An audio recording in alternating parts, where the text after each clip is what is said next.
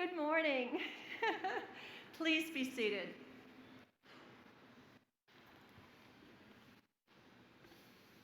What a wonderful, wonderful sight. I am Lorraine Frazier, and I have the honor of serving as the Dean of Columbia University School of Nursing. Our graduation ceremony is always an inspiring occasion, certainly for you graduates, but also for the faculty, staff, and administration. And we're especially thrilled to mark this significant rite of passage this year as the first time since the pandemic that our graduation ceremony is in person.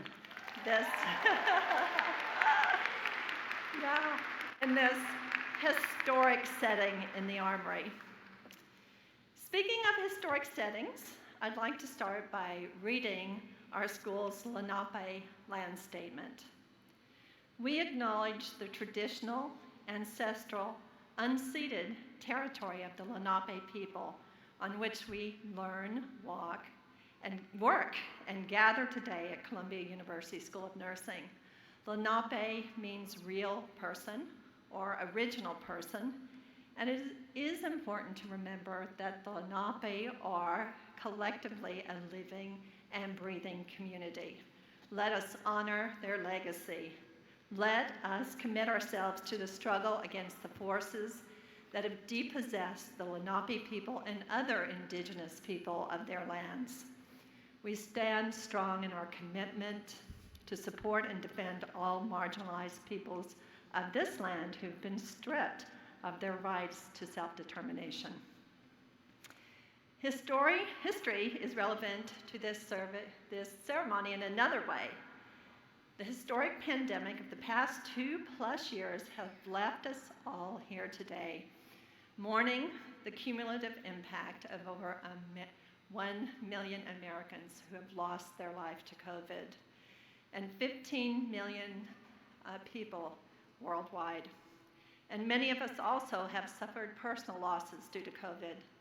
So let us acknowledge the grief that we've experienced and the healing that we're embracing by sharing a moment of silence together.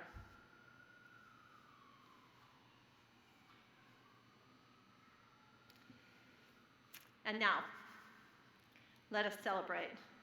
For that's what we're here to do, right? It gives me particular pleasure this year on behalf of the staff, faculty, and alumni of Columbia Nursing to welcome you and your families and friends to graduation. As you surely know, Columbia School of Nursing has a long tradition of excellence. The school was founded in 1892, meaning that this year marks the school's 130th anniversary. Certainly a lot has changed in the past couple of years during the pandemic, but can you imagine how things have changed since 1892? If anything that has been a constant in the profession of nursing, it is our ability to adapt to change.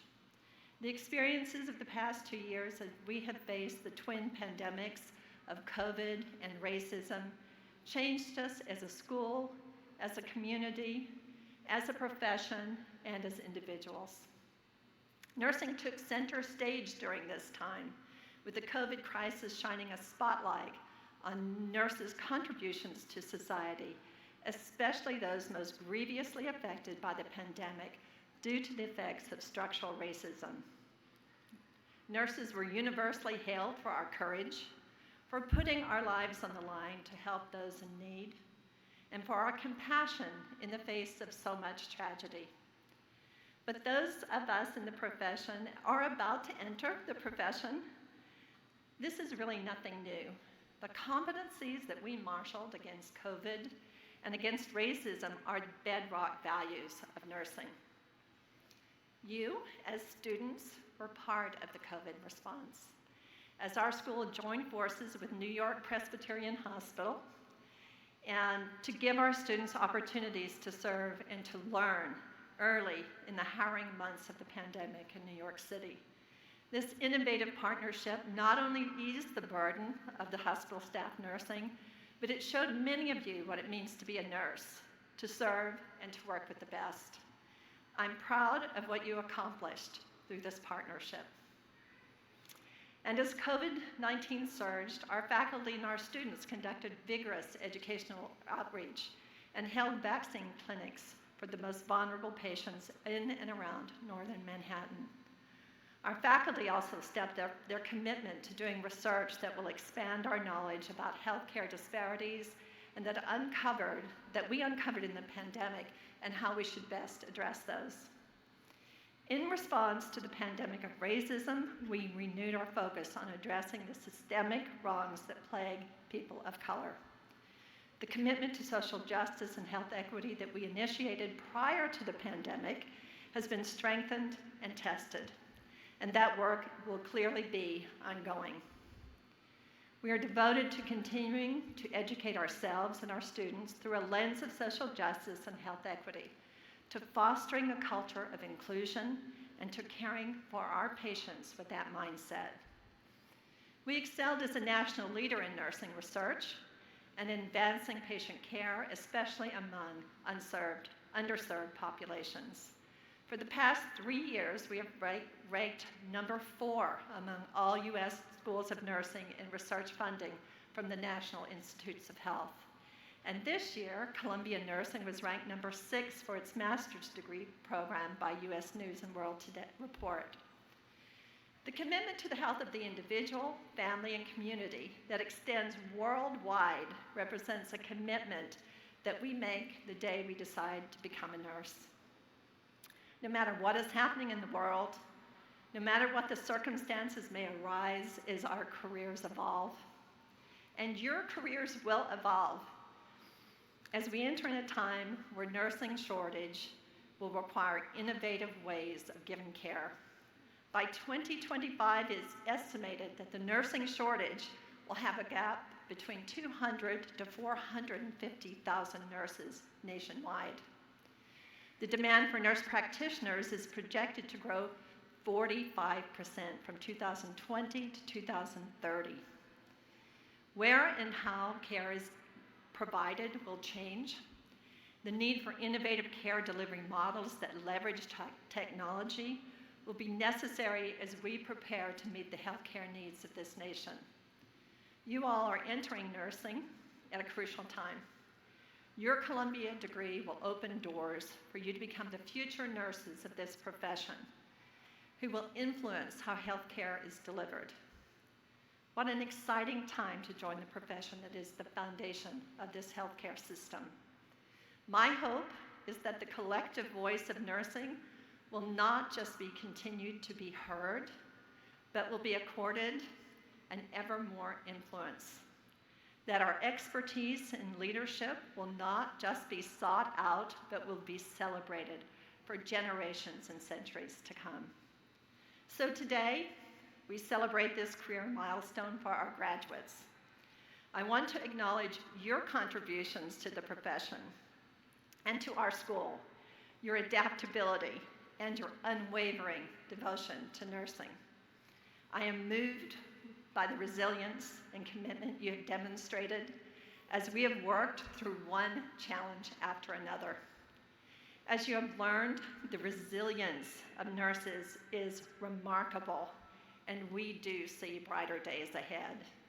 My hope is that you will continue to recognize and to continue to contribute to the growing empowerment and prominence of this profession, that you will be empowered to share your voice, that you will exercise your leadership using the unprecedented platform that nursing now has in whatever path you choose, in your communities, your institutions, and your practices, and if you choose at all levels of government.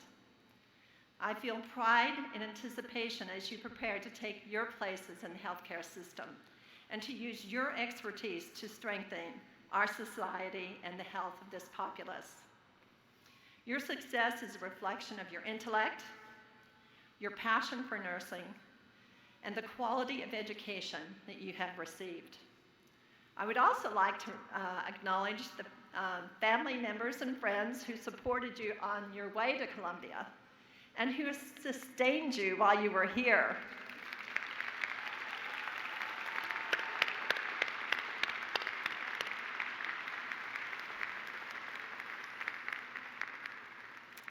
And finally, I would like to express my admiration for the members of our faculty who have helped prepare you for the nursing profession as clinicians, scholars, educators, and leaders.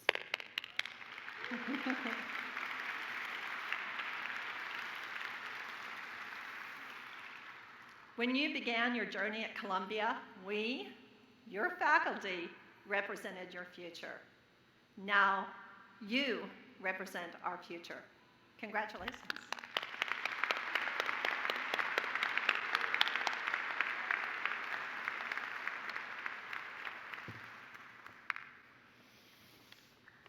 And now it is my great to introduce Dean Katrina Armstrong, who will receive the Second Century Award for Excellence in Healthcare. Dean Armstrong, could you join me at the podium, please? This award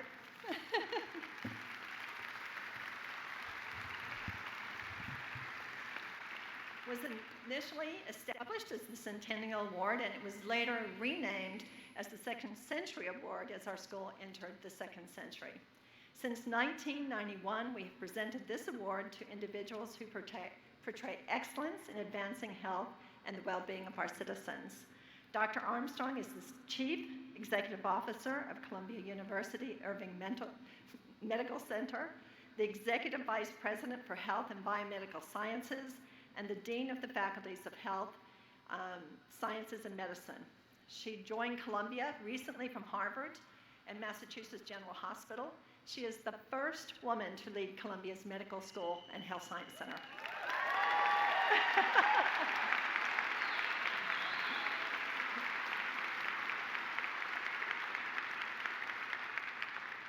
We are privileged to have with us today this distinguished physician, researcher, and educator, and great friend to nursing.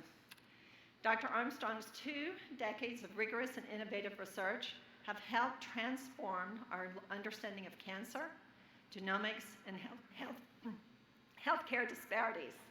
Sorry. She has identified ways to improve cancer care using observational data, modeling, and personalized medicine. Her work has focused on cancer risk and prevention, examined racial inequities in genetic testing and neonatal care, and analyzed the roles that segregation and discrimination and distrust play in the health of marginalized populations. Her most recent investigations have looked at disparities in rural areas and included partnerships with the Lakota tribal communities and organizations in western South Dakota.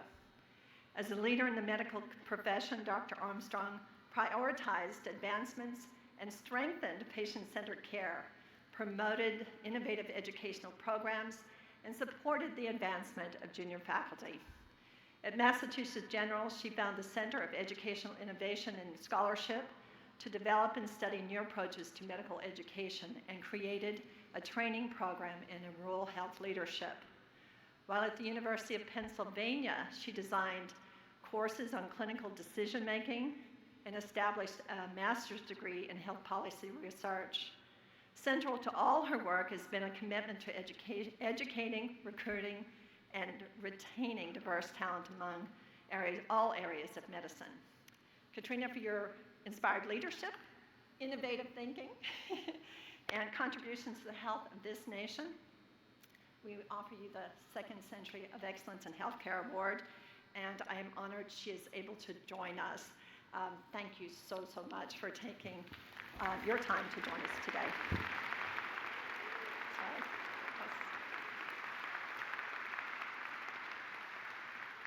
Wow. I have to say, when I heard, and Dean Fraser, what can I say? Thank you so much.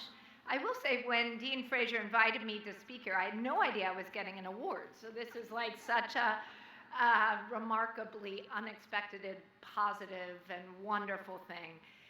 I've been at Columbia for 2 months, and this is my first graduation ceremony here, and I just couldn't be more psyched that I'm here with the School of Nursing today. Can we just give you all a round of applause, like, wow.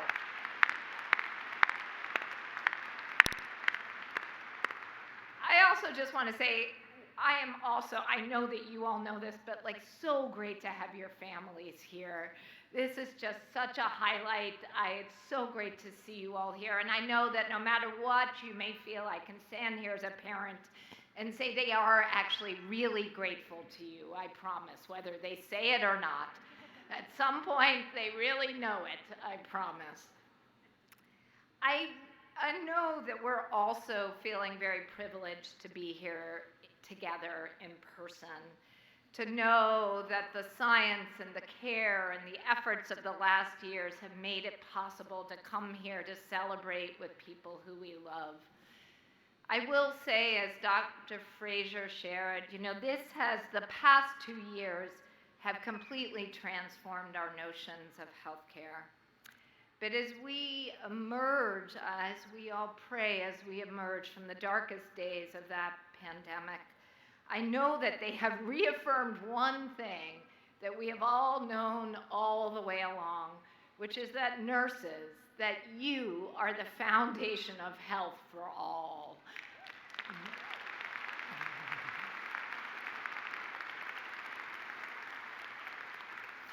If we look at communities here across the greater New York area, if we look across our country, if I look at the communities where I serve in the Lakota tribes of Western South Dakota, we look across the globe, I will tell you one thing, that when somebody is suffering, the person who they turn to, the person who they look for is their nurse. It is fundamental to all that is good about health and healthcare. You are the ones who deliver the comfort and care. You are in our communities educating and building relationships. Your role, whether as a clinical nurse, a researcher, a teacher, a leader, is the fundamental building block of how we create health and how we heal. I just want to say, to have a class here as you head out that represents those ideals is one of the greatest things that I have ever had the privilege to be part of, and could never be more important than it is today as we come out of this pandemic. So this is an auspicious moment, I think you all are probably aware, I'm guessing, as you sit here, to join the healthcare team. You don't, I imagine, really need me to tell you that. Imagine the last couple of years have shown you what it means to be part of that team and how incredibly important you're going to be for that team. In fact, I imagine, and I know that you've already lived it, that you know what you mean to you, your patients, to your community. Of course, we know that COVID-19 has created challenges that were just unparalleled. Their early days instilled the world with fear and uncertainty. And I think it's important to acknowledge, and I can only imagine, that none of us were exempt from that. Like our patients and our communities, we feared for our families, for our friends, for our own health. Each of us experienced that, I know, in our own way as the pandemic unfolded. But even as students, I know that you had no intention of sitting on those sidelines. You had no intention of letting this moment go by without showing your leadership. And you found your way, as we know, to the front lines. In 2020, hundreds of Columbia nursing students stepped up to the forefront. You saw a city in crisis, and you knew you had what we needed to have help. Many of you worked in the hospital, working as nurse technicians at the patient bedsides in the ICU. Many of you staffed COVID-19 hotlines. Boy, do I remember those hotlines. Many of you staffed hotlines following up with discharged patients.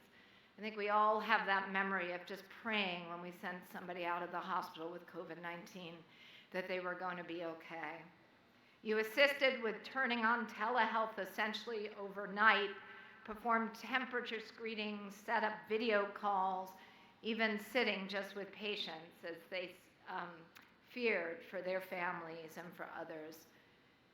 I want you to know that for everybody across the medical center, across Columbia, and across this city, you exemplified everything that is good and true about a healthcare professional. You were healers, you were helpers, and you never hesitated to ask who needed your help today. As Dean Fraser shared, you became integral to this critical thing that helps us be here today. To the moment, do you guys remember that moment when we knew we had a vaccine?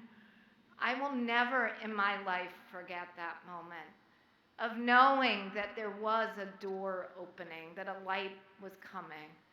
And then, of course, the next moment of saying, oh my goodness, how are we possibly going to get it to people?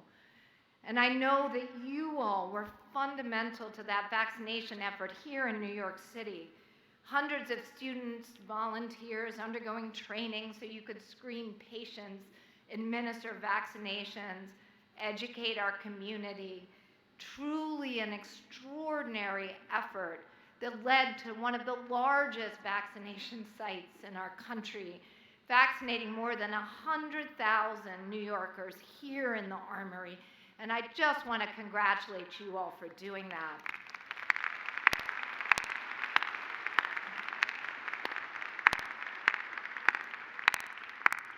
I remember graduating from medical school and thinking that I'd spent 4 years and I wasn't really sure who I had actually helped. And I just hope that you all know that that is not what you should feel. You have spent this years here and you've helped so many. I will say I know that we've also learned from those experiences, or maybe, as Dean Fraser shared, we've relearned some fundamental truths that I've spent my career on, that I've focused on for decades. I will say one of them is the importance of trust. The reality is that as you go out and build relationships, become part of this incredible group of caring professionals, there is really nothing that can happen without trust. Trust between you and your patients, trust between our institutions and the communities who we serve, trust between a teacher and their student, a mentor and their mentee. Without those bonds, without that belief of shared values and shared commitment to what we're doing, we lose our ability to actually fulfill the missions that we've come here for. And I think we've seen over the years, unfortunately, that division, divisiveness, and the lack of those bonds has underscored the importance of restoring that trust. I will say I learned about building trust from nurses, particularly working when I was a resident in Zimbabwe, working to understand that you can create and shall sustain relationships with people, and that nurses have been doing this as long as the profession has existed. You've taught us all that those relationships are created by the ability to be honest and connected to a patient, to speak truth, particularly when it's hard for you to say and hard for somebody to hear. They come from your empathy, from your ability to walk in somebody else's shoes and know really how to reach them at their time of suffering.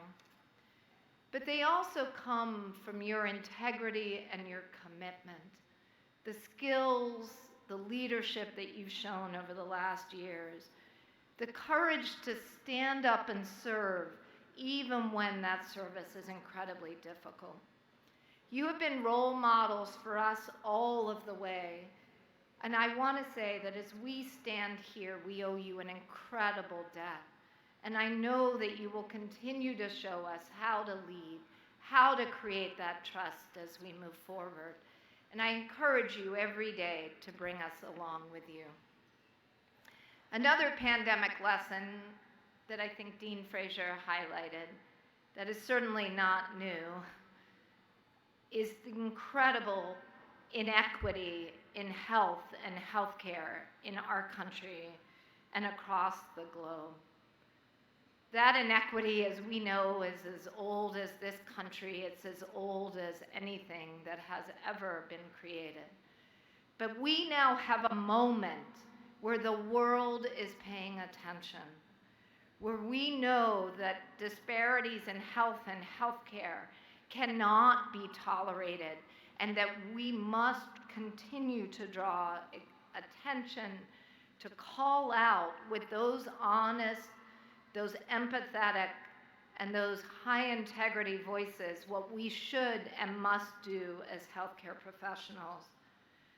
I believe that your class, along with the classes of the other health professional schools, were uniquely forged at this time to lead us in that. I have such hope because I know that you all are not going to tolerate the status quo. You all have seen what we can do. You have seen what it means when we come together and say that it's just not good enough, that we need to do more, that we need to stand up for those who can't stand for themselves. I know, and I am so incredibly grateful, that you are going to be leading us forward, leading all of us who are here following you to show us what the world is possible. And I will have your back every step of the way.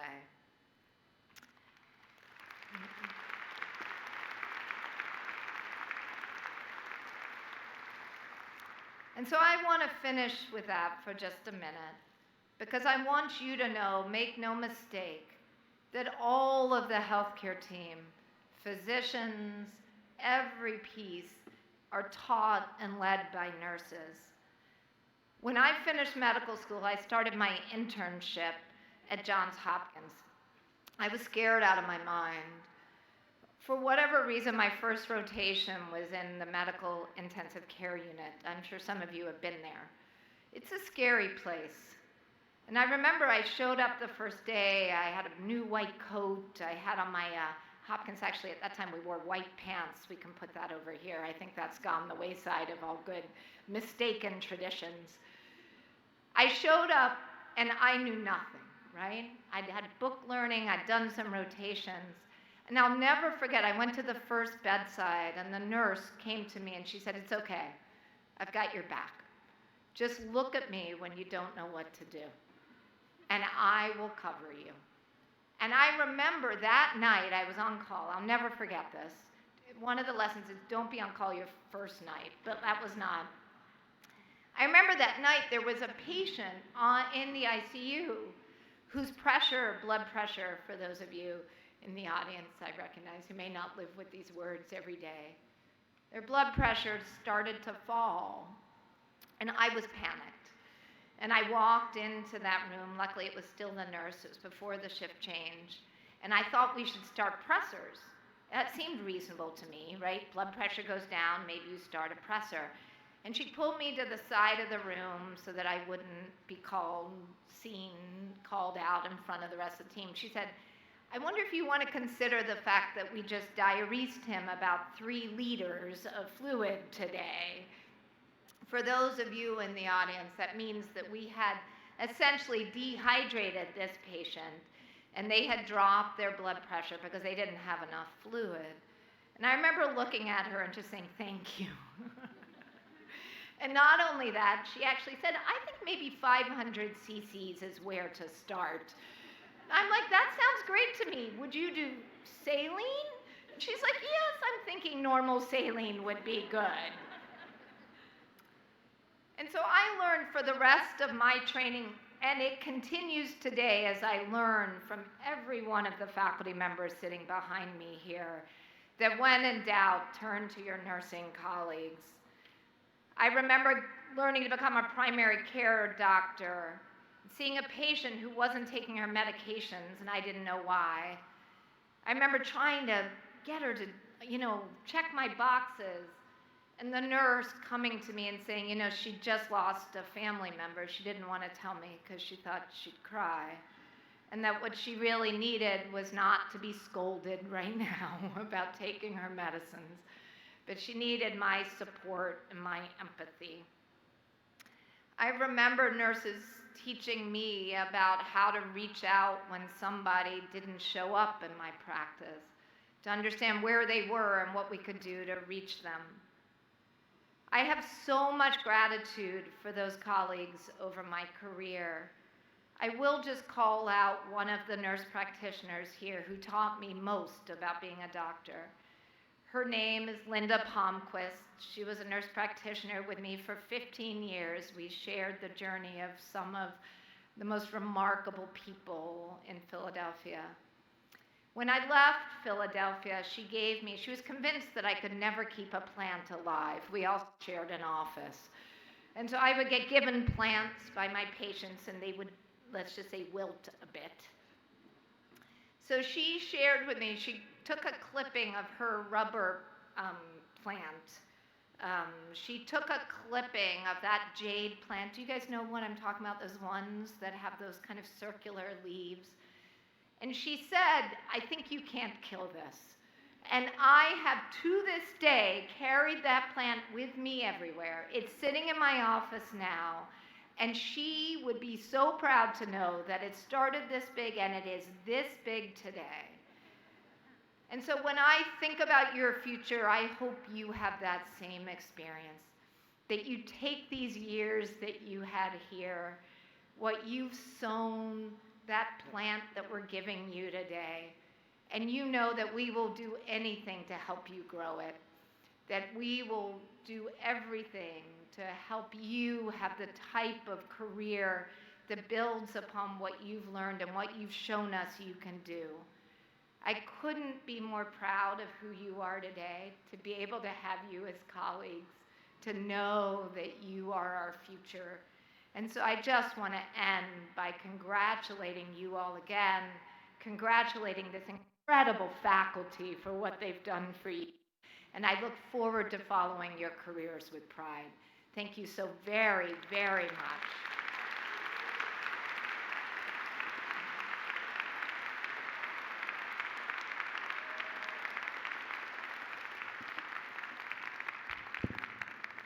Thank you, Dean Armstrong. It is my pleasure now to introduce Rose Rodriguez, who is the Nurse Practitioner Program Director at Morgan Stanley Children's Hospital, Sloan Hospital for Women. She attended Columbia University, beginning first with the Entry to Practice program. She earned a Bachelor of Science in Nursing, then a Master's of Science in Nursing. Rose specializes in pediatric primary care, and most recently she earned her Master's in Human Nutrition at Columbia. Rose has served on Columbia's Nursing's Alumni Association Board of Directors, the school's recent Alumni Engagement Committee. She has spoken at a variety of alumni events and has been a Columbia nursing advocate for many years. She has been a mentor and a friend to many of our graduates, and we are honored to have her join us today. Rose.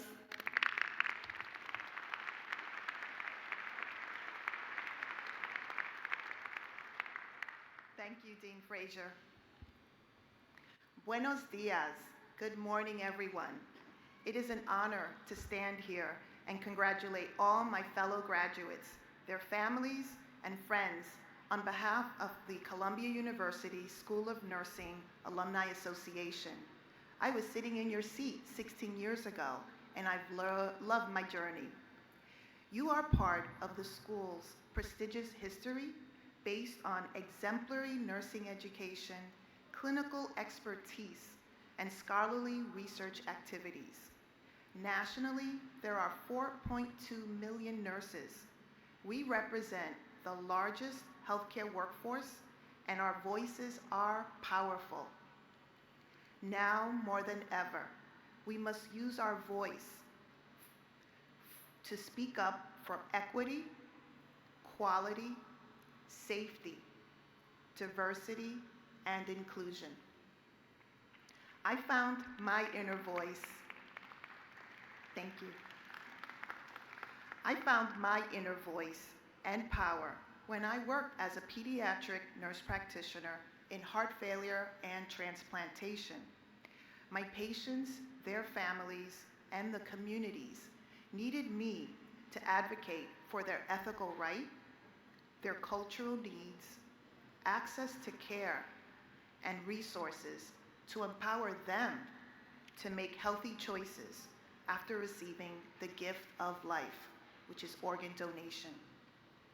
Everywhere I turned, there were QSON alumni, students, faculty, scientists, and friends that made themselves available to nurture my professional growth and development. Columbia University School of Nursing will always be there for you too.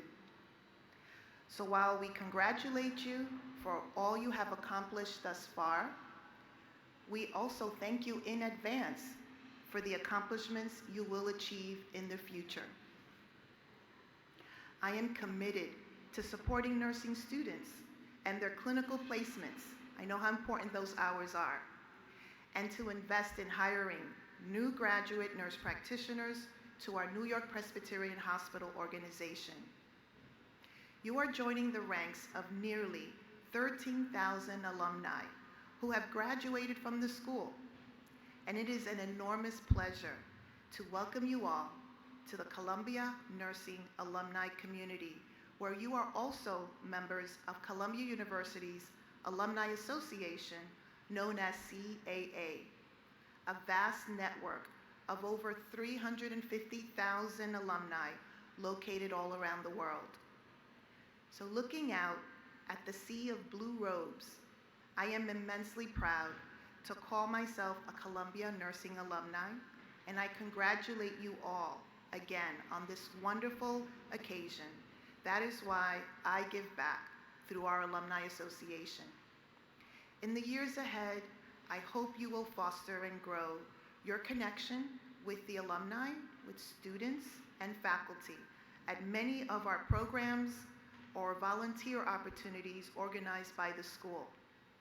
All our contributions help recruit and retain top-notch students, regardless of their ability to pay. We must continue that legacy. Thank you.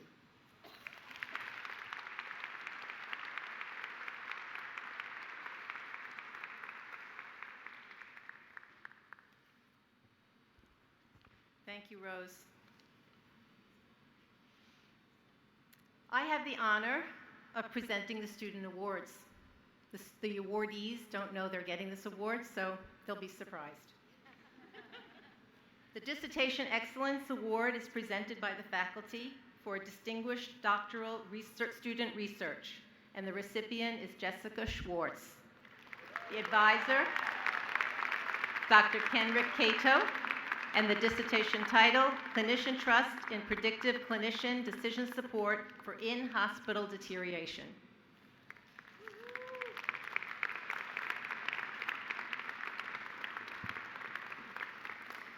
The Anna Maxwell Award is presented to a graduate of the Adult Gerontology Family or Pediatric Primary Care Nurse Practitioner Program who exhibits compassion, competence, and commitment to the provision of the highest quality primary care. And we have two recipients today, Margaret Elizabeth Traynor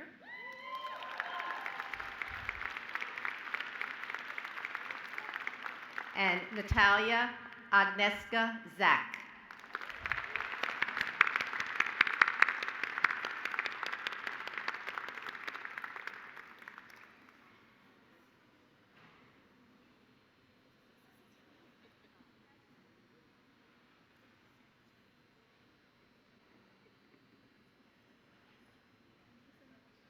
The Ann Penland Award is presented to an outstanding graduate of the Nurse Anesthesia or Adult Gerontology Acute Care Nurse Practitioner Program who best demonstrates qualities of academic excellence, clinical proficiency, and empathy for patients.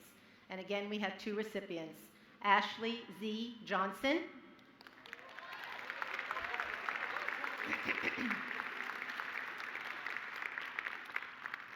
and Catherine McQuaid.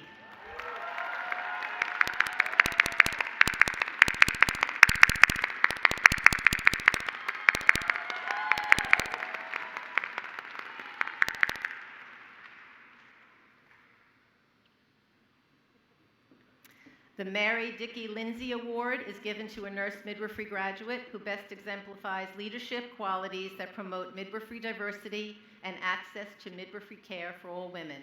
And the recipient is Danielle Wright.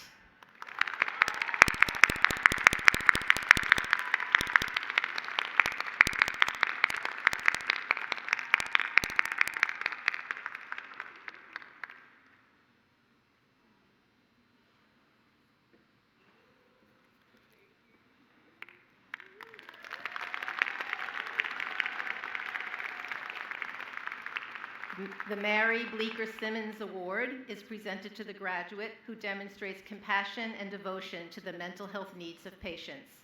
The recipient is Samantha Nicole Levy.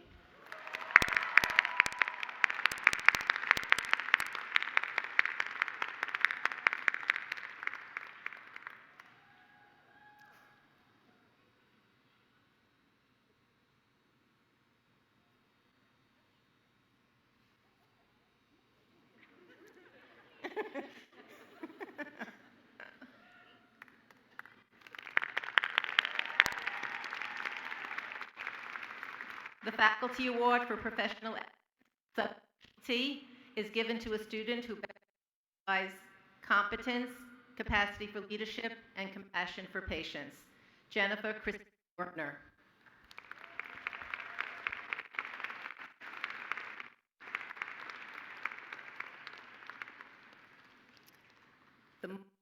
The Margaret Elliott Award is presented to, oh, I thought you weren't here.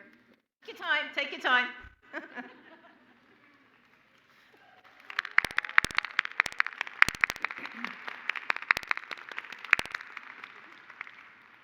The Margaret Elliott Award is presented to a graduating nursing student who best demonstrates professional competence, capacity for leadership, and wholehearted compassion.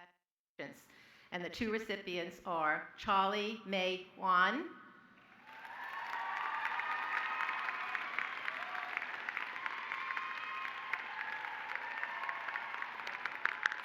and Jarrett Thomas Murphy.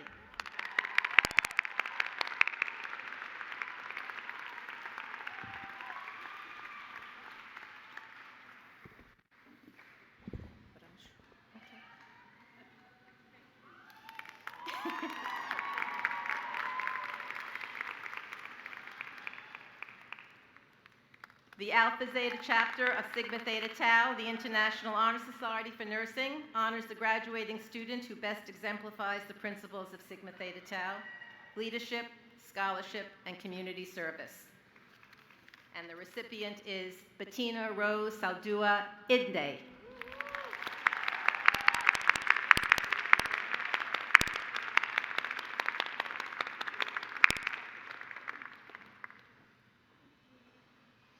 The Campbell Award is presented to the Columbia Alumni Association, by the Columbia Alumni Association to a graduating student at the school who shows exceptional leadership and the Columbia spirit as exemplified by Bill Campbell, who's an alum, a chair emeritus, a university trustee, and a CAA co-founder. And the recipient is Alden Alexander Bush.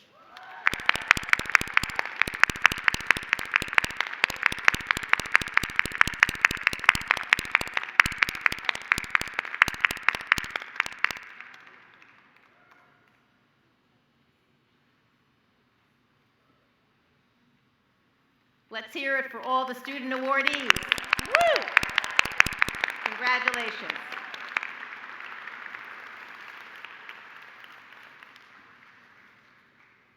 I'm pleased to introduce our student speaker, Danny Burgos. Danny is a singer, actor, dancer, pizza connoisseur, and a dog dad to a Chihuahua pit bull mutt named Pinky. Danny was born in Miami, Florida, to a Cuban mother and a Puerto Rican father. He takes immense pride in being the first-generation college graduate and a member of the LGBT community. Before attending Columbia, he received a Bachelor of Music degree with an emphasis in music theater from Florida State University, after which he toured the United States with several Broadway shows. While at Columbia, Danny has learned that humor and laughter is just as effective as medicine. He's learned to be patient with himself while adjusting to an entirely new skill set. And most importantly, that assessing is always the right answer. Outside of academia, Danny's achievements include being his mother's son, a loving brother to his sister and brother, and an uncle to his niece and nephew. Danny is graduating with a master's degree from the Master's Direct Entry program. Please welcome Danny Burgess to the podium.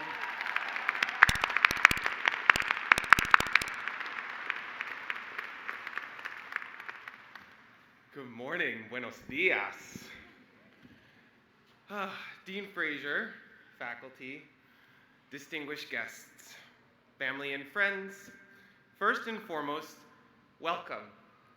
I hope you're beaming with pride as your loved one sits before you today. Fellow graduates, I hope you are consumed with pride and relief today. I want to take a moment to thank you for the opportunity to address you this morning. As a child of immigrants and a member of the LGBTQ community, it is an honor and a privilege, one I do not take lightly. Two roads diverged in a wood, and I took the one less traveled by, and that has made all the difference.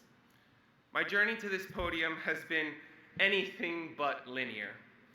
I've taken the path less traveled since birth. Sorry about the C-section, Mom.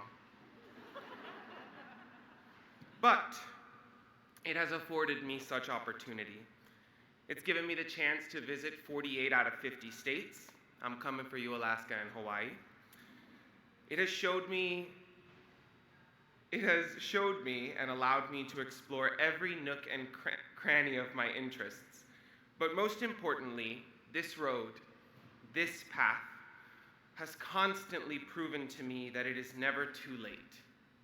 Too late for what, you might ask? My answer, anything you set your wandering heart to. 2 years ago, in the thick of the COVID-19 pandemic, I packed everything I owned into a U-Haul and moved from New York City, where I had been making a career as a Broadway actor, back home to Miami, Florida. All 30 years of my life were about to be crammed back under my parents' roof, eating Mom's cooking, and being told to be back home by the time the streetlights were on. 5 years of independence and a successful career in the arts ended at the drop of a hat. As I drove over the GWB and watched the city disappear behind me, I texted a friend and said, I have never felt like more of a failure than I do right now. Sorry for texting and driving, Mom. But standing here, back in the city that never sleeps, in front of the Columbia School of Nursing graduating class of 2022, I can proudly say that I feel like anything but.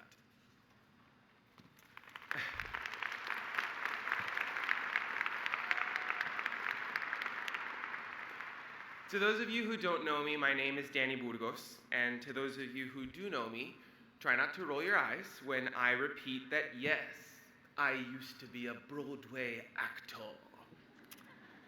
Now, I know what some of you are thinking because it's what I get told most frequently. Oh my God, that's such a huge change. But I'd like to share why I think the two are not so different. What I see before me today is not a room full of nurses, nurse practitioners, and nurse scientists, although that is what we are, or are on our path to becoming. What I see is fathers who took their kids to basketball practice while studying for a patho exam. Mothers who burnt the midnight oil knowing full well that they were going to have to walk into their clinical exhausted. First-generation students who, despite immeasurable odds, made it to the patient bedside. What I see in this auditorium is resilience incarnate. People who fell 7 times but stood up 8. In every nurse I meet, I see an improviser, an empath, a communicator, all skills that I needed as an actor and continue to use in my education and practice. So you see, the fields are not so different. we rely so heavily on our empathy, communication, and improvisational skills in this field. And I hope that we carry that with us into everything we do. Also, pro tip, singing some Frank Sinatra for your patients is always a nice little touch. So, as you walk across this stage today, take a moment to look back and think of where you came from. Look back not in judgment, but to honor how far you've come. You've conquered so much. Mental health crises, raising families, COVID seasons 1 through 12. And despite all odds, you've made it here. So, whether this is your final bow or you're just beginning your journey, remember, you are a warrior. You are a healer. You are a voice for those who cannot speak for themselves. You are a nurse. But, above all, you are resilient as hell. Thank you.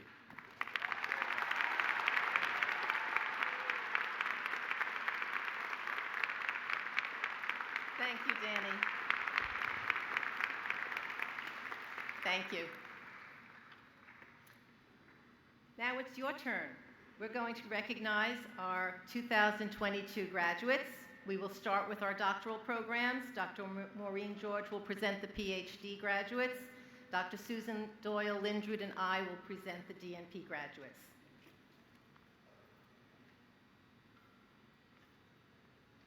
Thank you.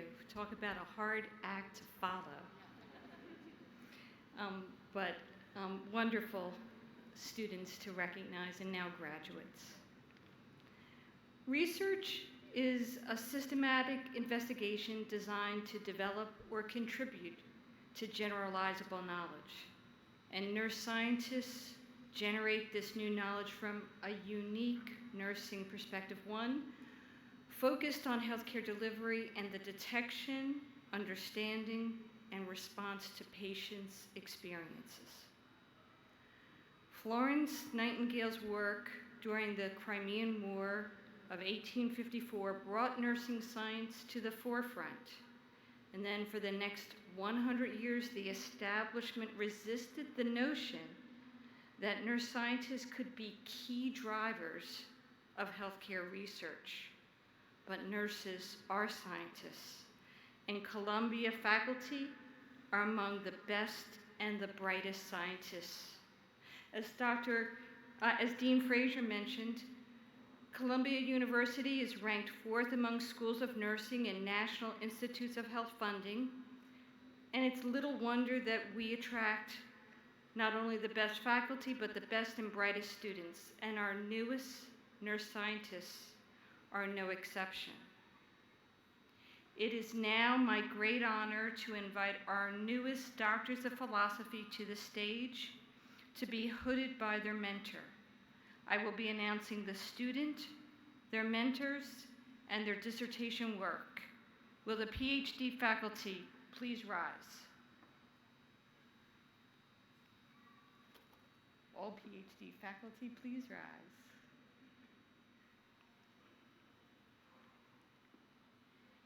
April Anchetta.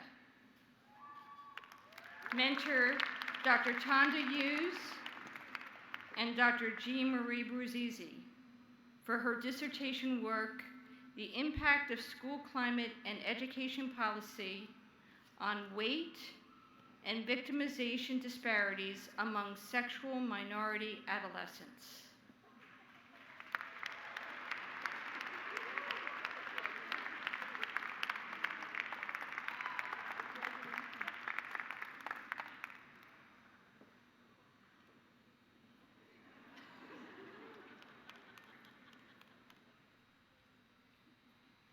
Leah Estrada, mentor Dr. Patricia Stone. Her dissertation work, Racial and Ethnic Differences in Palliative Care Services and Potentially Avoidable Hospitalizations at End of Life in Nursing Homes Nationwide.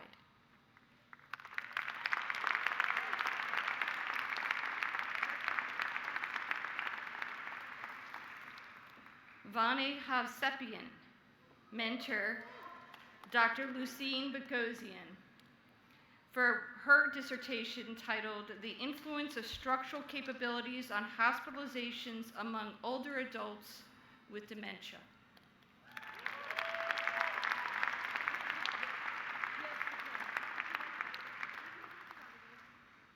Bettina Edney, mentor, Dr. Rebecca Schnall. Dissertation titled Improving Eligibility Pre-Screening for Alzheimer's Disease and Related Genetic Dementia Clinical Trials with Natural Language Processing.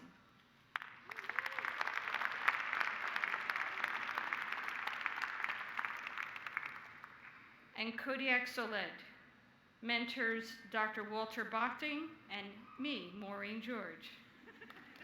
For her work, The Best Revenge is Living a Good Life, Queer and Trans Resilience Along the Childbearing Journey.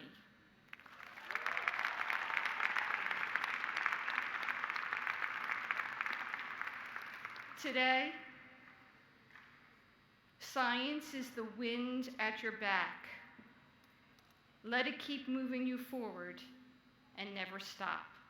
Congratulations.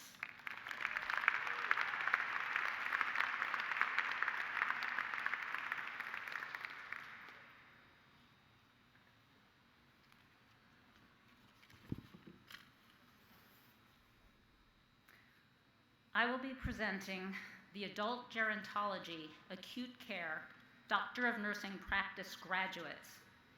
They will be hooded by Dr. Danielle Zuma. Lindsay Carroll. Advisor, Dr. Elsa Werman.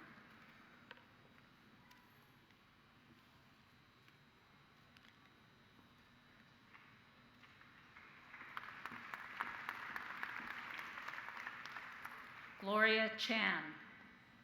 Advisor, Dr. Elsa Werman.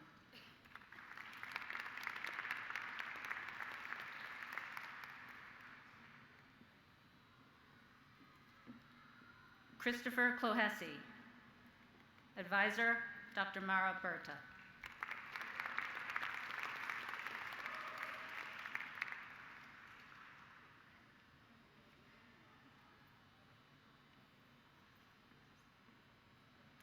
Brianna Crow.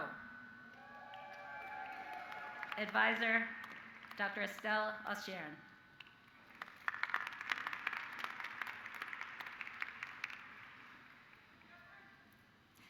Beata De Silva.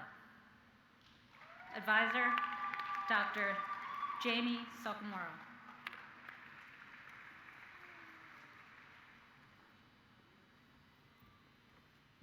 Molly Gordon. Advisor, Dr. Elsa Werman. Okay. Kelly Wang.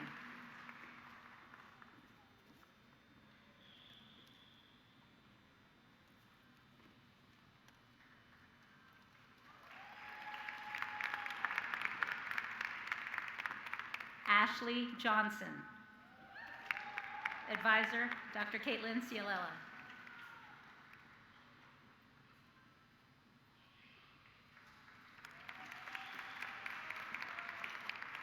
Yannick McDonald.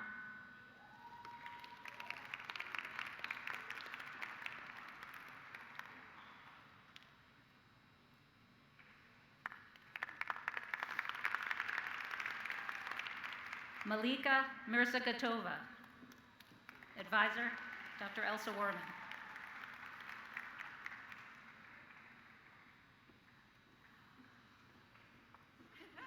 Joshua Montelibano. Advisor, Dr. Caitlin Cialella.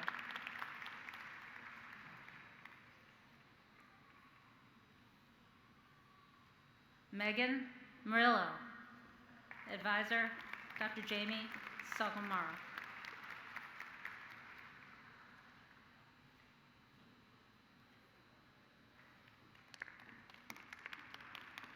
Haley Chu.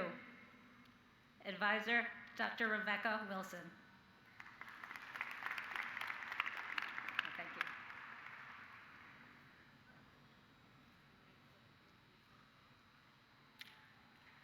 Please join me in congratulating the acute care DNP graduates.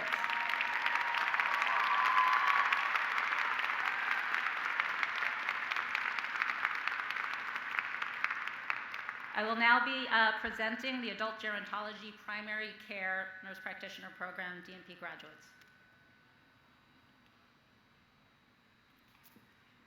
Alex Duarte Gomez. Advisor, Dr. Brenda Genova.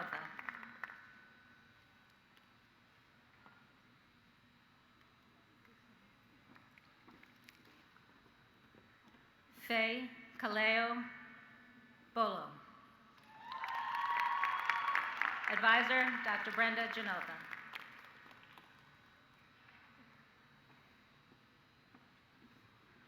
Poppy Jackson. Advisor, Dr. Brenda Genova.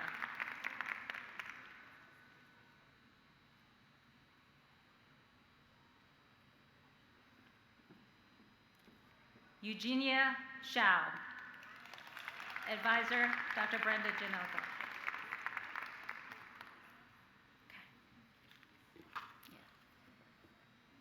All right, please join me in congratulating the Adult Gerontology Primary Care Nurse Practitioner Program.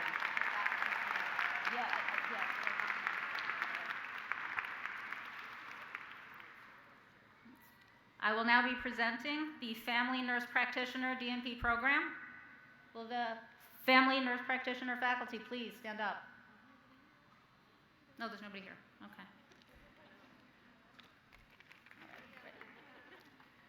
Zoe Adebat. Advisor, Dr. Fahey.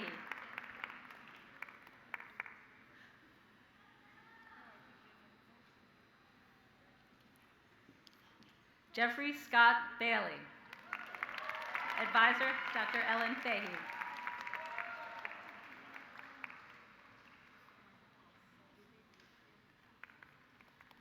Chris Bustamante. Advisor, Dr. Fahey.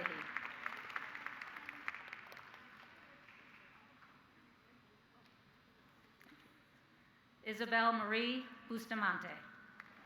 Advisor, Dr. Ellen Fahey.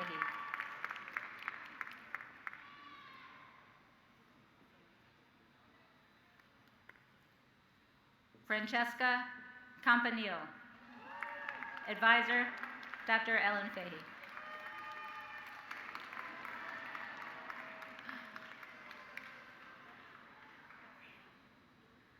Ashley Marie Cardona. Advisor, Dr. Ellen Fahey.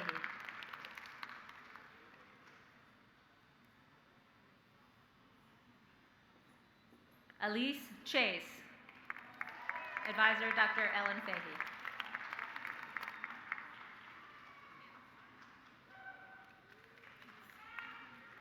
Connie Chen. Advisor, Dr. Ellen Fahey.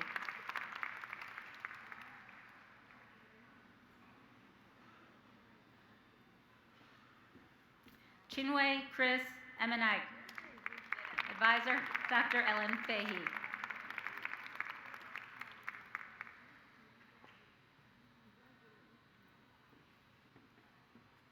Allison Chung. Advisor, Dr. Ellen Fahey.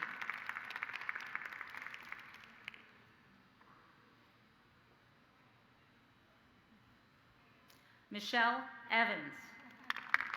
Advisor, Dr. Ellen Fahey.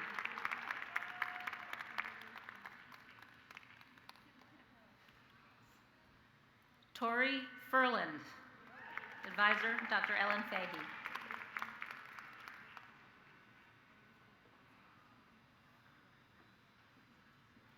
Elena Ginevreda Frendel. Advisor, Dr. Ellen Fahey.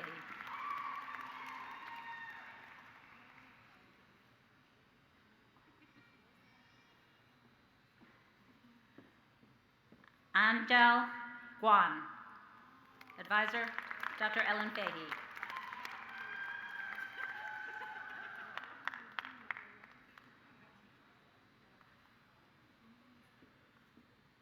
Tira Hastings. Advisor, Dr. Ellen Fahey.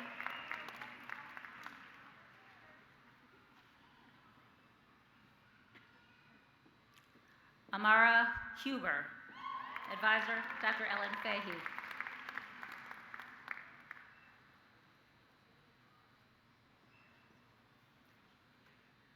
Elizabeth Jang. Advisor, Dr. Ellen Fahey.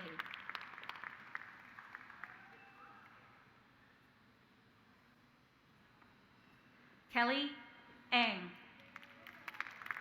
Advisor, Dr. Ellen Fahey.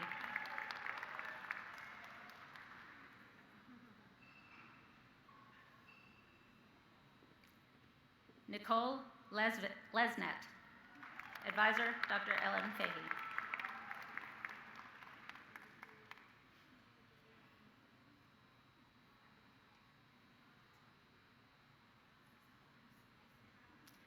Alexandra Kugler.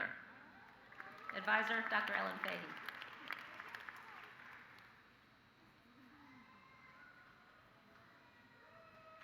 Christy Kwan. Advisor, Dr. Ellen Fahey.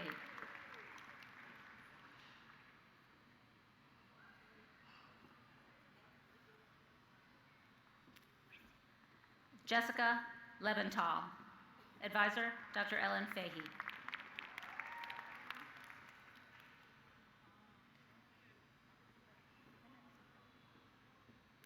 Sharon Long. Advisor, Dr. Ellen Fahey.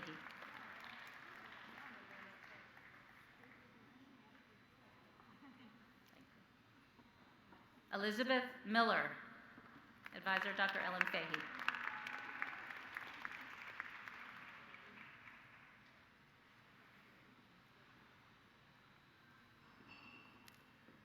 Michaela Miller. Advisor, Dr. Ellen Fahey.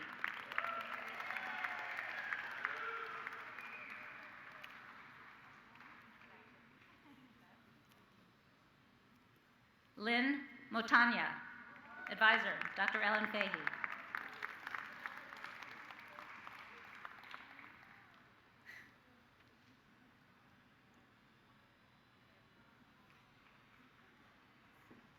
Kira Oberle. Advisor, Dr. Ellen Fahey.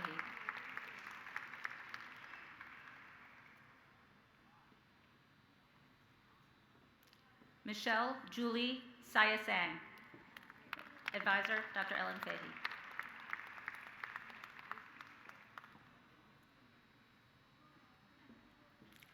Victoria Blair Chiliano.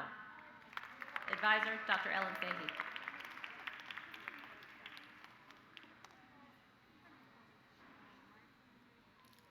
Elizabeth Supp. Advisor, Dr. Ellen Fahey.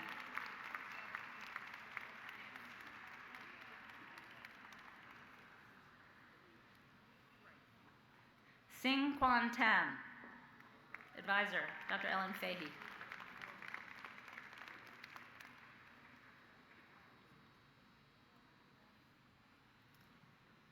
Emily Nash Tanucci. Advisor, Dr. Ellen Fahey.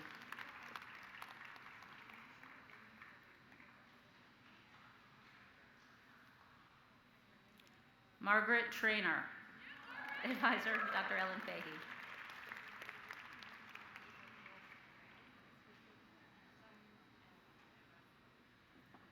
Supriya Vaidya. Advisor, Dr. Ellen Fahey.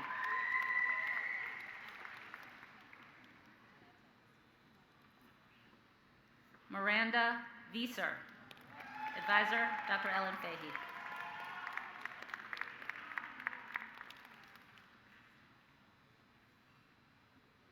Jennifer Werner. Advisor, Dr. Ellen Fahey.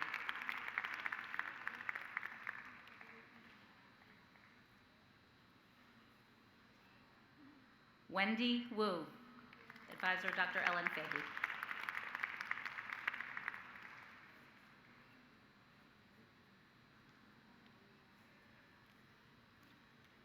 Christine Yan. Advisor, Dr. Ellen Fahey.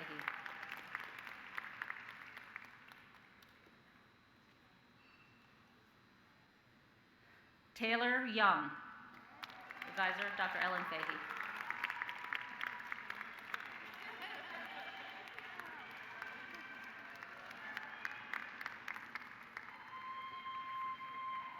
Mandana Zargarnian.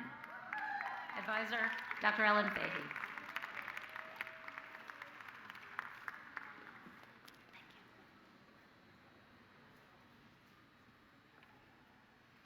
It's my honor to call up the midwifery graduates for 2022. Will Rebecca Roop come to the hooding stage? And the midwifery faculty, please stand up.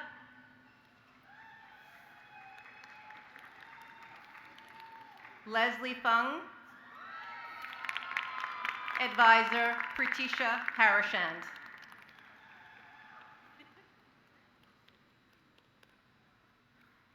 Rachel Sullivan. Advisor, Rebecca Rupp and Maria Corsaro.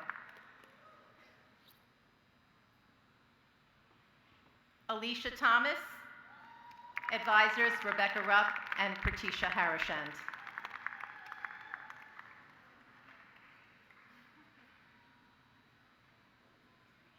Danielle Wright, Maria Corsaro and Rebecca Rupp.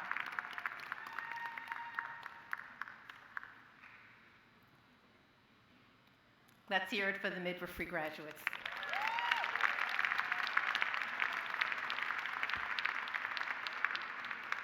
It's now my honor to call up the pediatric nurse practitioner graduates for 2022. Dr. Sabrina Obiola McCauley, Will Hood.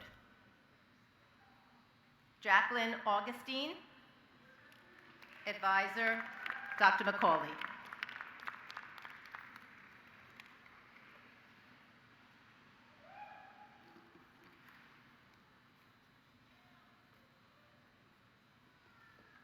Lauren Belford, Advisor, Dr. McCauley.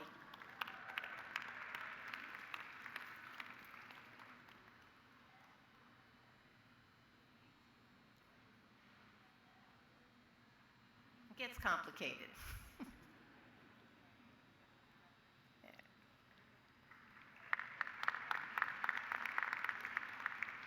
Nicole Bolenbecker, and the advisor, Dr. McCauley.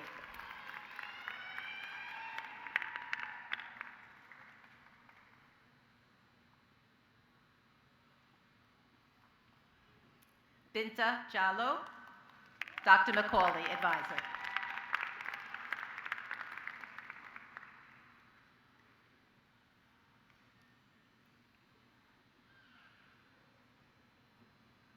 Victoria Gorham, advisor, Dr. Schneider.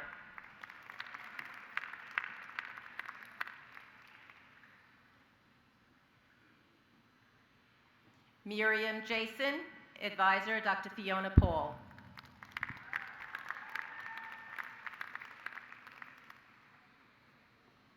Alexia Pratt, advisor, Dr. Schneider.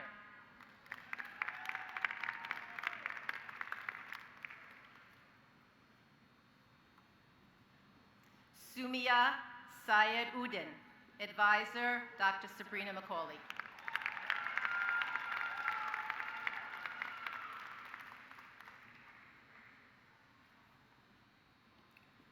Paulina Vo, advisor, Dr. McCauley.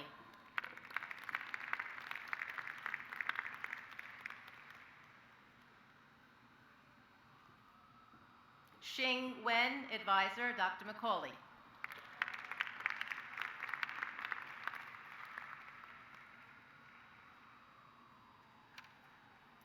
Victoria Soha, advisor, Dr. McCauley. Let's hear it for the PNP graduates, 2022.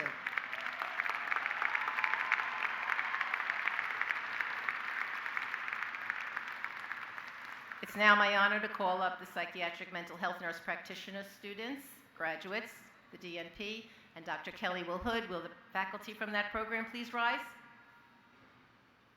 Ronise Benjamin, Dr. Kelly, advisor.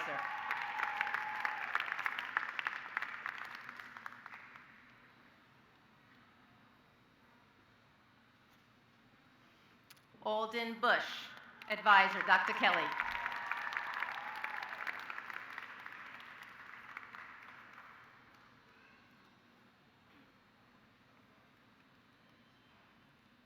Olivia Castagliola, Advisor, Dr. Laura Kelly.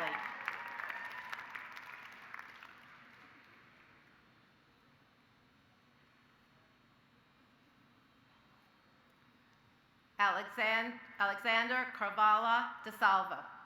Advisor is Dr. Kelly.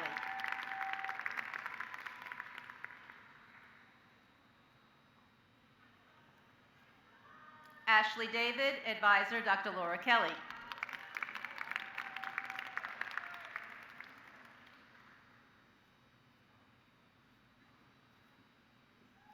Crystal Rain Dawkins, advisor, Dr. Laura Kelly.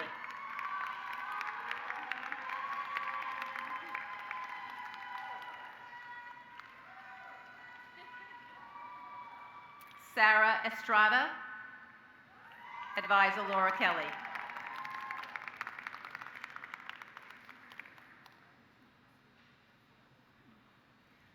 Lily Evans, advisor, Dr. Kelly.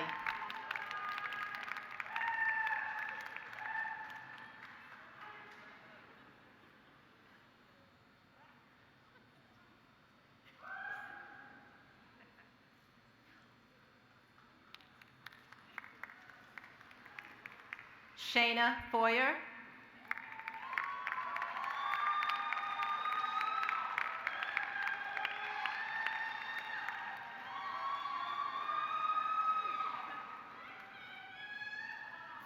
Florette Et Fong, advisor, Dr. Kelly.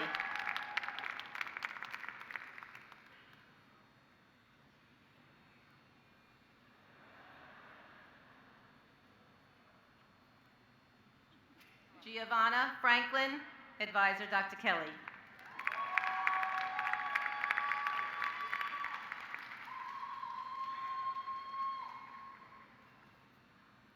Aaron Michael Garcia, advisor, Dr. Kelly.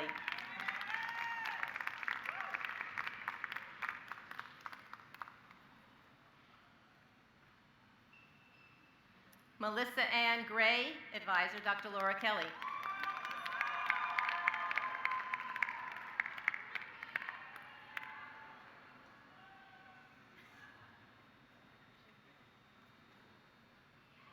Janine Inez, program director, Laura Kelly.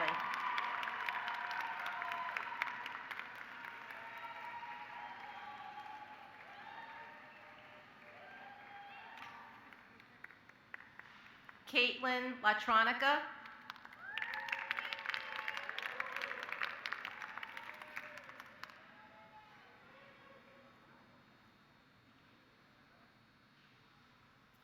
Samantha Nicole Levy.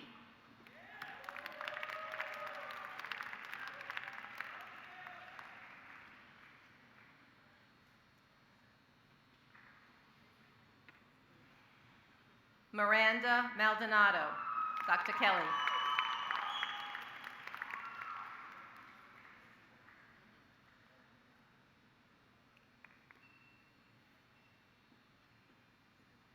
Serena Merchandani, Dr. Kelly.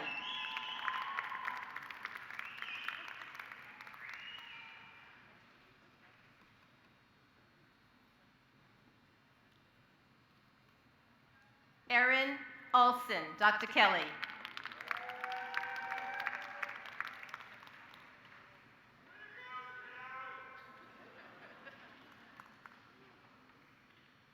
Remy Peterson, Dr. Kelly.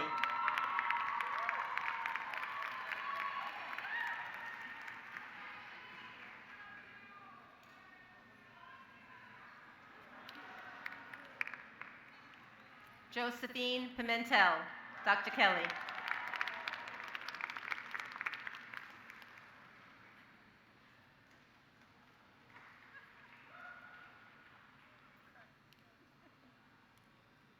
Pascal Sterneman, Dr. Kelly.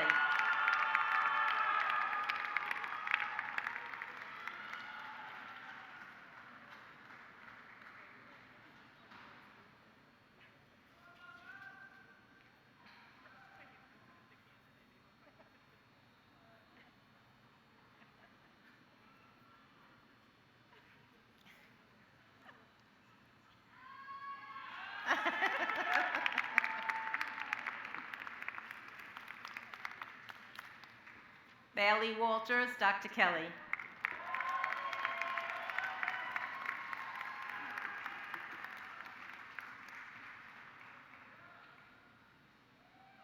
William Swanson and son, Dr. Kelly.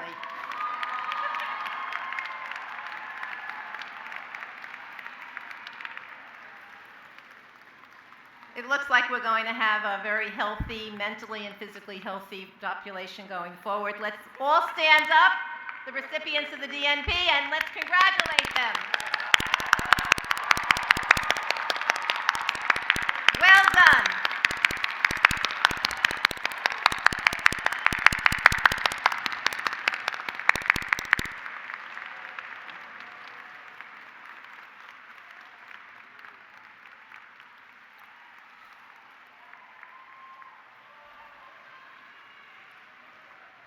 We have our new nurses to congratulate now. We'll now present the graduates of the Master of Science degree. Dr. Mary Beth Massey will confer the degrees to the Nurse Anesthesia Program, and Dr. Heidi Hunt-Schroeder will present to the Master's Direct Entry. Thank you. Good morning. I am so excited and honored to be introducing all of you to our 2022 almost nurse anesthesia graduates. And at this time, I would like to introduce our faculty, Drs. Boyd and Cancino and Professor Padula. Hasea Abdul Karim.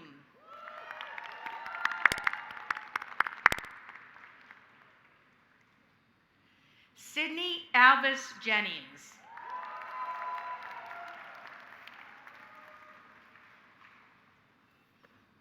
Alex Amato.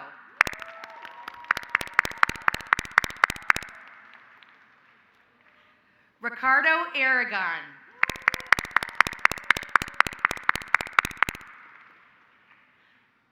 Ali Asif.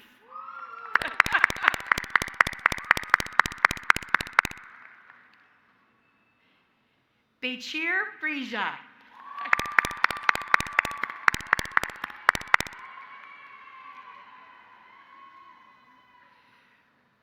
Ria Budway.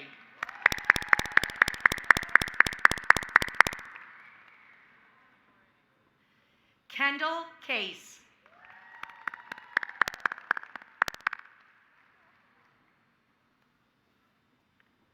Ryan Davis.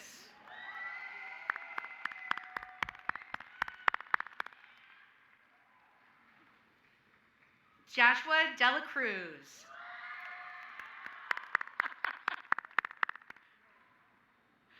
Omoyemen Ebomilan. Did I get it right?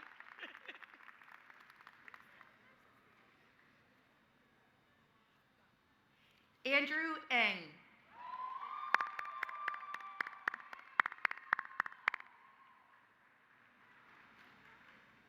Michael Galuzzi.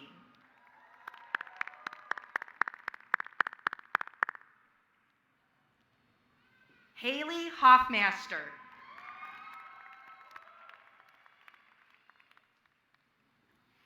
Darina Kane.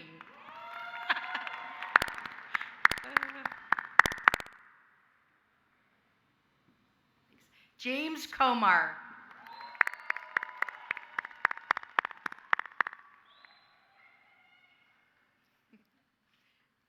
Aram Lee.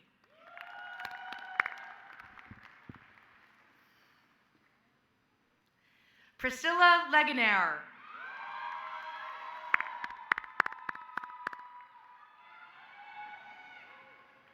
Amanda Lakram.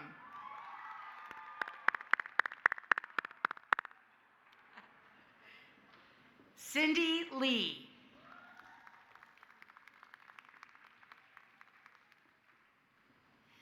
Angelo Yanis.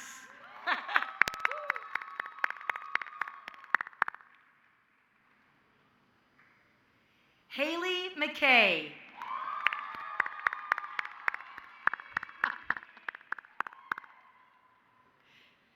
Tiffany Magno.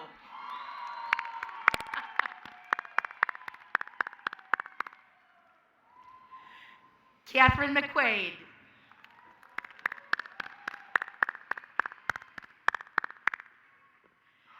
Cleopatra Mendoza.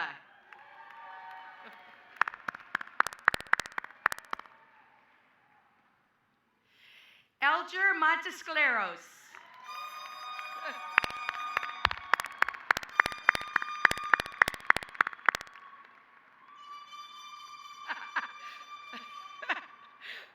Lorraine Mundanchera.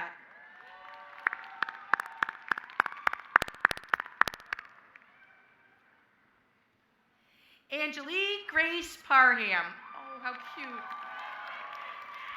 And her little son. Oh, I love that. Nicole Quinn.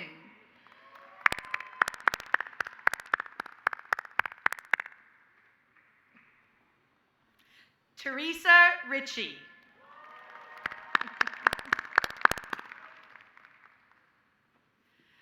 Iris Simbullion.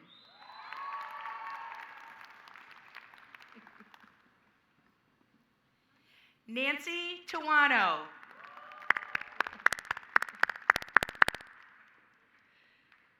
Jordan Waldman.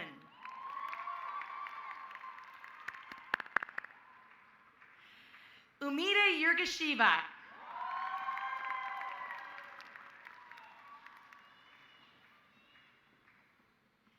Last but not least, Faye Zacharias.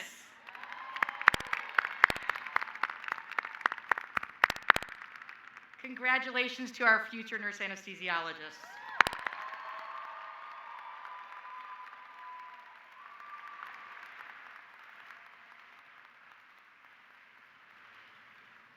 On behalf of the MDE faculty, I will be announcing the names of our Master's Direct Entry graduates.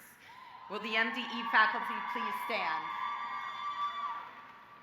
Danny Burgos.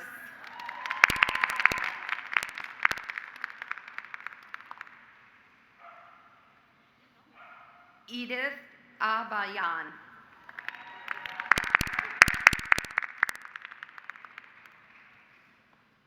Louis Abreu.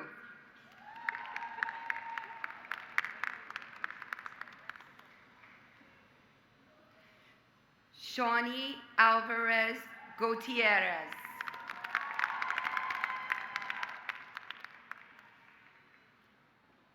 Emily Inkel.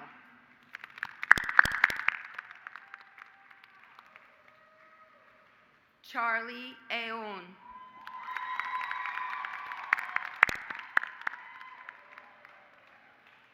Angie Attard.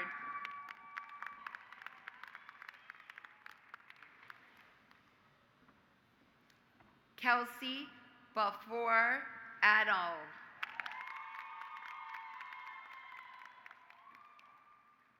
Victoria Baker.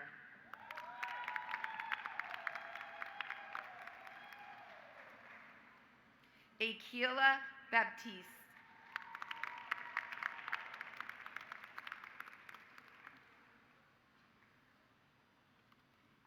Rebecca Baskin.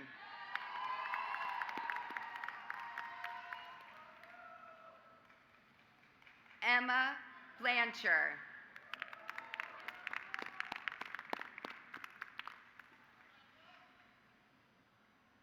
Megan Bunome.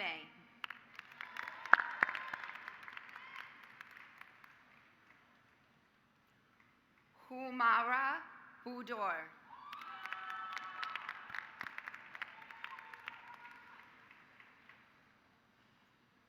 Kelly Keone.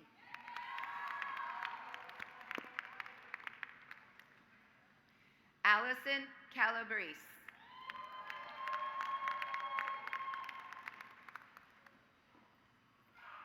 Jenna Khalifa.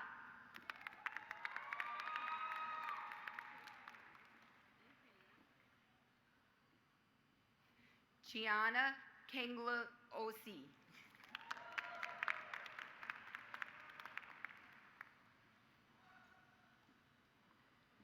Victoria Bonus Susilio.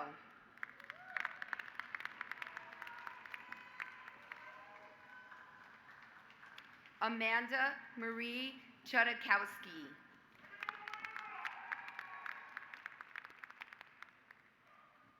Jamie Chen.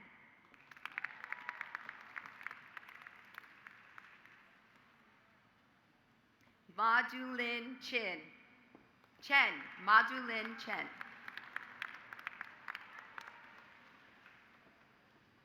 Chantel Sigas.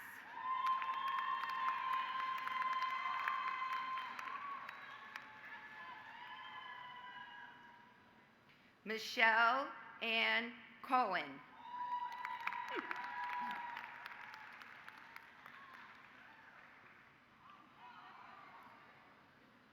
Delaney Collins.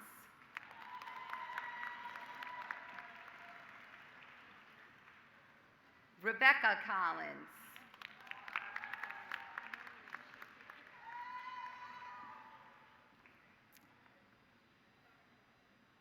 Ioana Kreiner.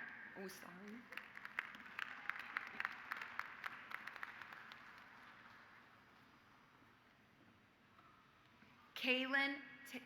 Colin Taylor Demerit.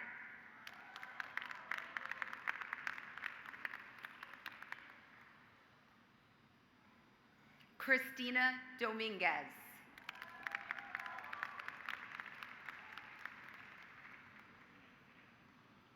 Esme Douglas.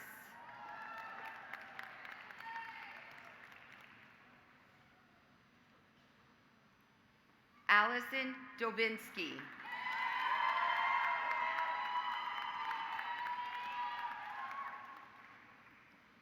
Sarah Ducharme.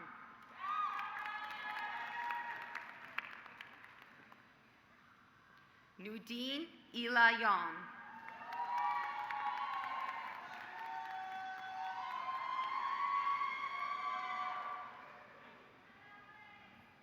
Jasmina Fanini.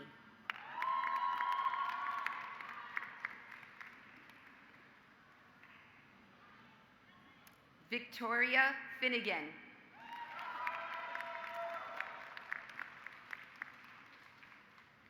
Janine Flores.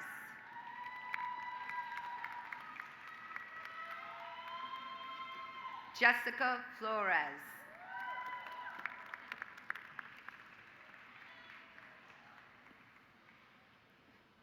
Jadelyn Forgiurini.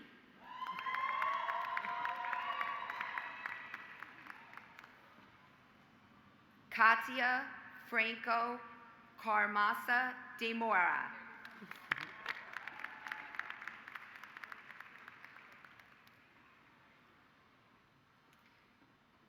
Maeve Gaffney.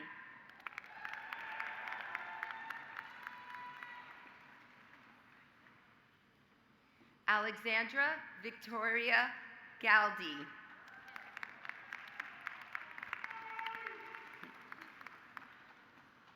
Kellyanne Garber.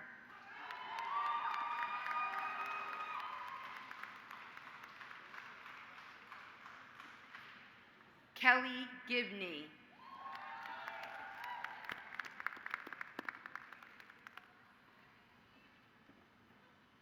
Catherine Gerlich.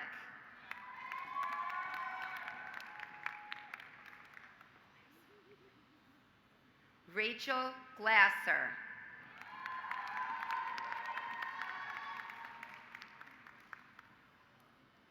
Molly Gold.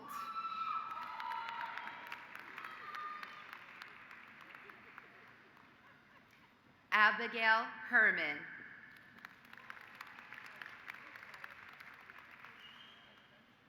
Megan Yacht.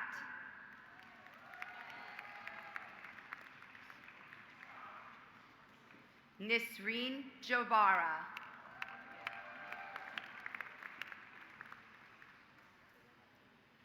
Jolianne Judge.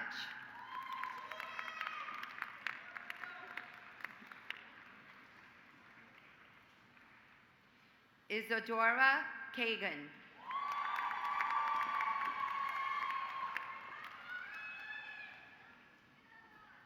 Callie Opie. Kalzer.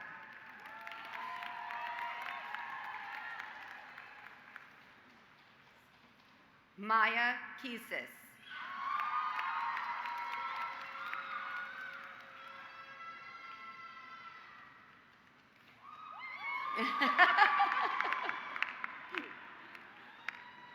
Danielle Kelly.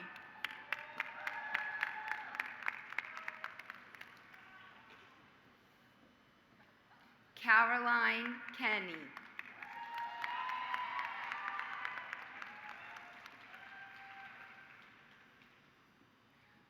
Sean Kerwick.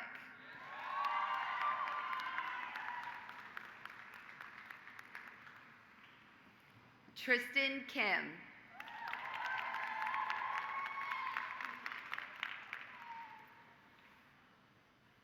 Julia Klein.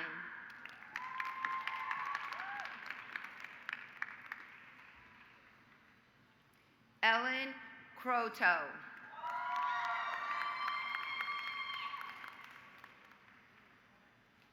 Catherine Cups.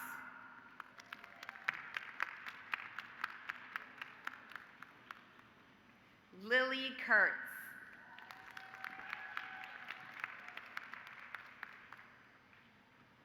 Natasha Loroya.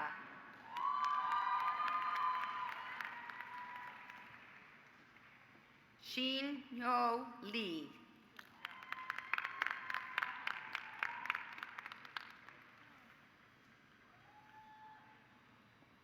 Paul Lafave.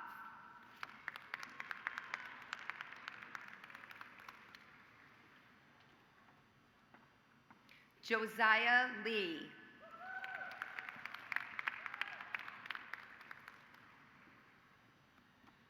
Rachel Latan.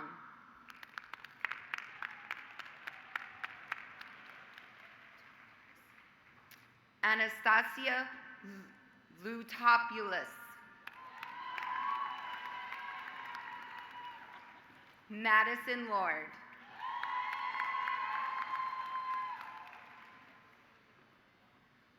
Hannah Luong.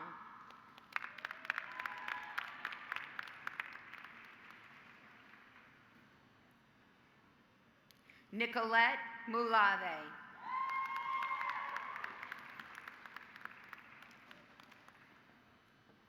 Jessica Mandel.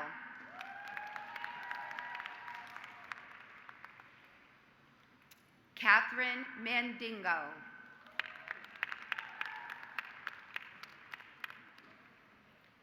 Sonia Mann.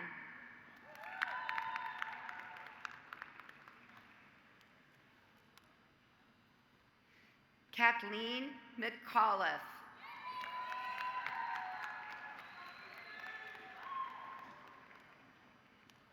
Megan McWigan.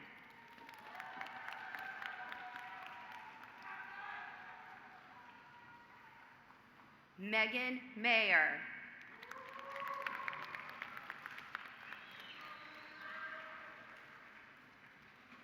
Anna Melman.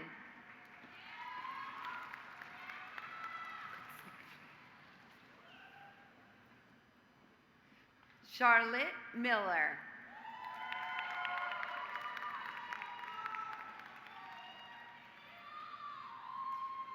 Nina Mirzaka Shani.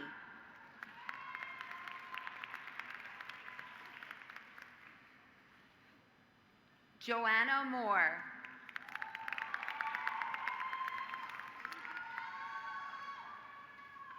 Catherine Morales.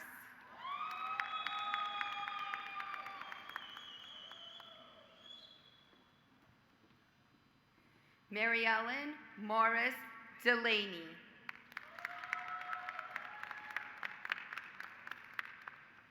Jarrett Murphy.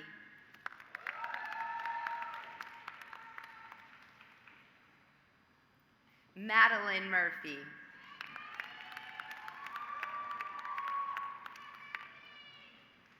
Nessa Murphy.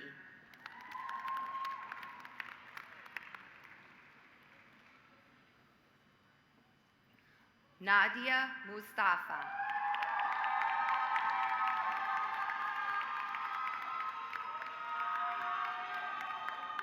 Joseph Nazareho.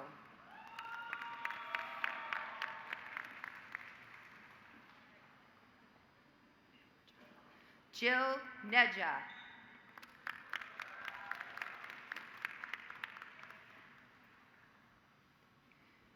Suloni Nimade.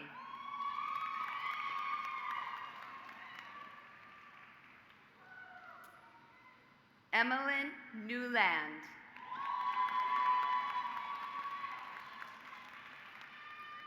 Amanda Nosen.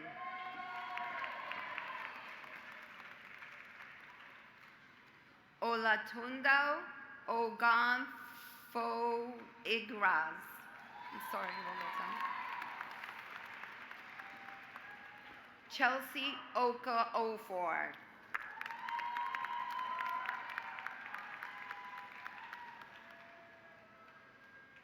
Hindia Omar Miller.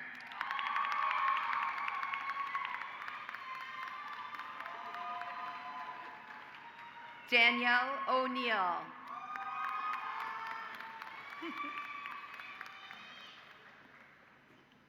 Emma Osige.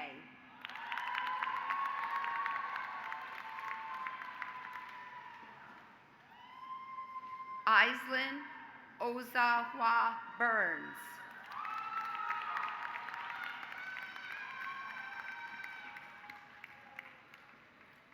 Lexi Para.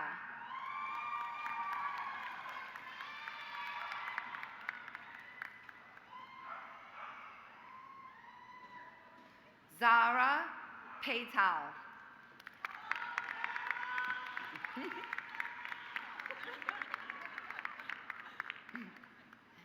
Andy Peck.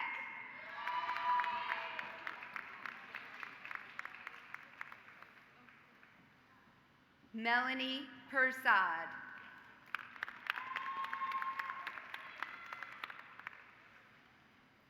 Barbara Lee Patillo.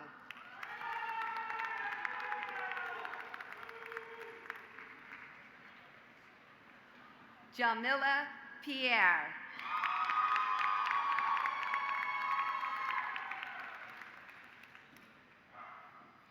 Natalia Painuik.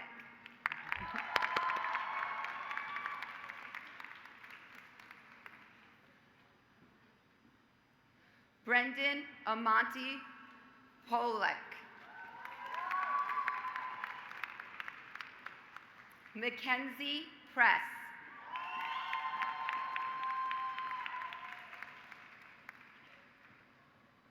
Brooke Petty.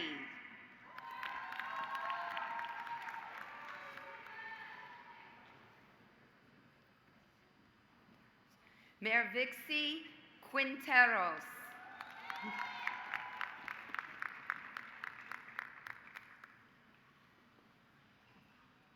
Rebecca Reason.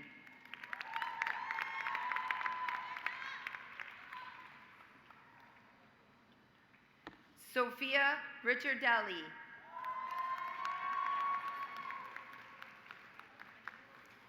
Molly Rich.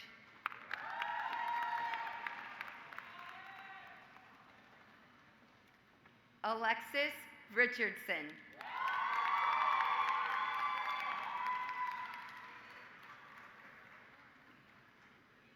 Jillian Rodesk.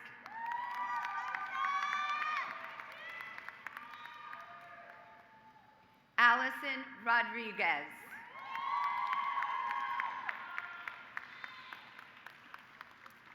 Jasmine Rodriguez.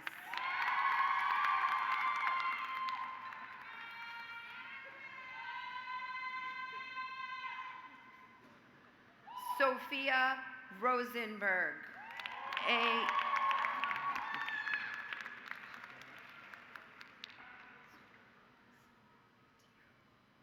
Justine Salas Matian.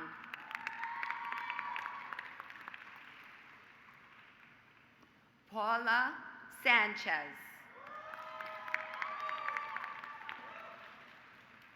Michaela Santillo.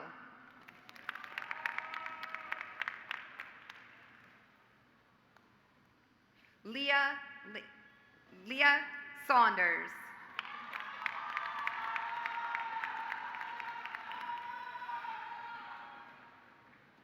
Hannah Schrader.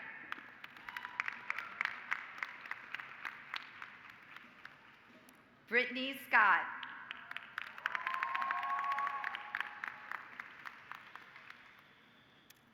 Katie Song.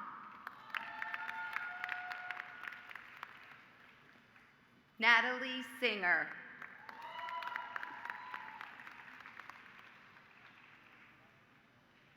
Kimberly St.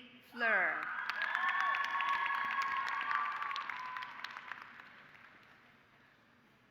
Kendall Sui.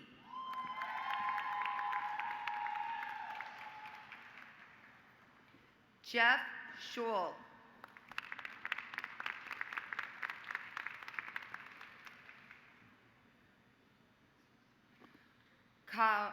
Kaora Suzuki Hotan.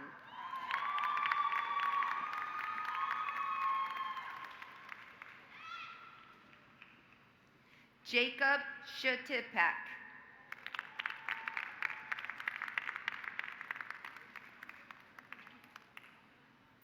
Andy Tan.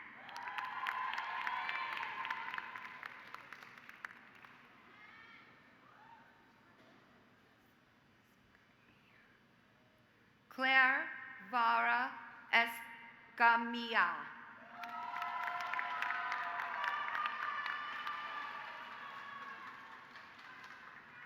Su Ting Wang.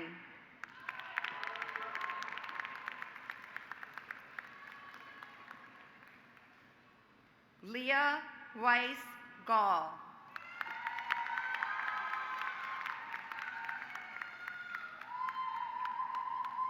Clara Veneker.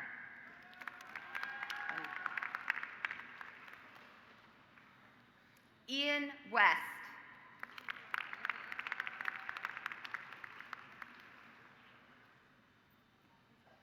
Brenna Yee.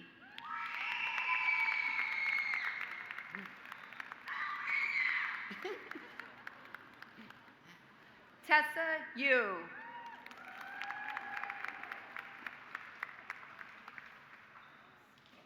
Emily Zhao.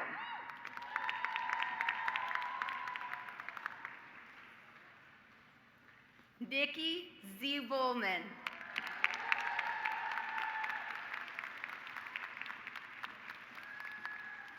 Help me congratulate the Master's Direct Entry class.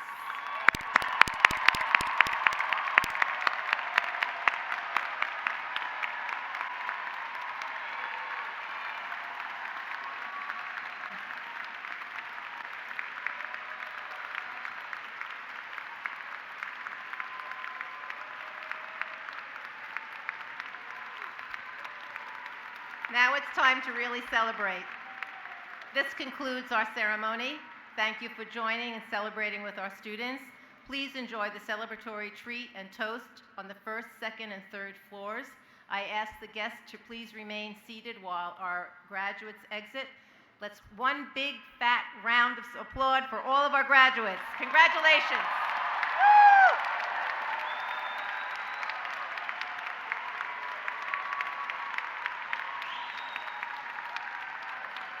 Woo!